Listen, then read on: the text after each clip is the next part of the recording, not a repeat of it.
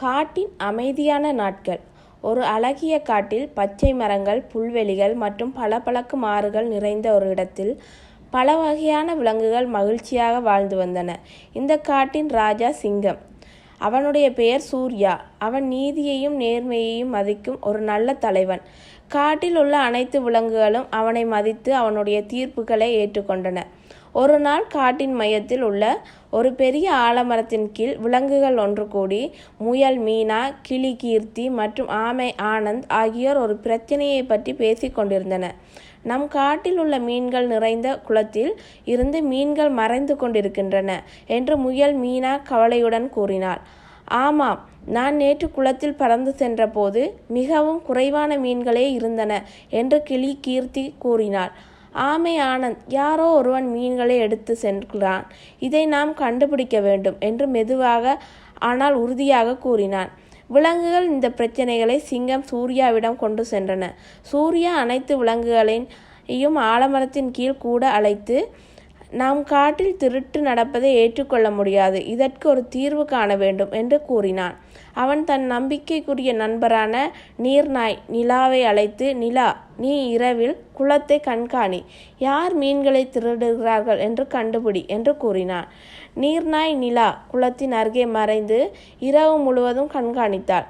நள்ளிரவு நேரத்தில் ஒரு நிழல் குளத்தை நோக்கி நகர்வதை கண்டாள். அது ஒரு நரி, பெயர் நரேந்திரன். அவன் ஒரு வலையை பயன்படுத்தி மீன்களை பிடித்து ஒரு கூடையில் எடுத்து சென்றான். மறுநாள் காலை சூர்யா நரி நரேந்திரனை அழைத்து, நரேந்திரா, நீ ஏன் மீன்களை திருடுகிறாய் என்று கேட்டான்.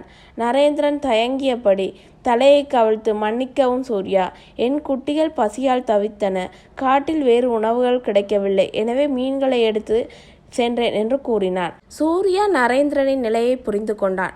ஆனால் அவன் கண்டிப்பாக திருடுவதை ஒருபோதும் தீர்வு இல்லை. நரேந்திரா, நீ உன் பிரச்சனையை எங்களிடம் கூறியிருந்தால் நாங்கள் உனக்கு உதவி இருப்போம் என்று கூறினான். மற்ற விலங்குகளும் ஒப்புக்கொண்டு, நாம் அனைவரும் ஒரு குடும்பம், ஒருவருக்கொருவர் உதவி தேவைப்பட்டால் நாம் ஒன்றிணைந்து உதவ வேண்டும் என்று கிளி கீர்த்தி கூறினார். சூர்யா ஒரு நியாயமான தீர்ப்பு வழங்கினான். நரேந்திரன் இனி மீன்களை திருட மாட்டான், அதற்கு பதிலாக அவன் குளத்தை பராமரிக்க உதவுவான். மற்ற விலங்குகளும் நரேந்திரனின் குடும்பத்திற்கு உணவு பகிர்ந்து கொடுப்பார்கள்.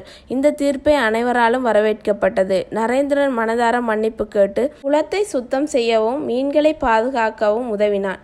மற்ற விலங்குகளும் அவனுக்கு உணவு, பழங்கள் மற்றும் தேவையானவற்றை பகிர்ந்து கொடுத்தன.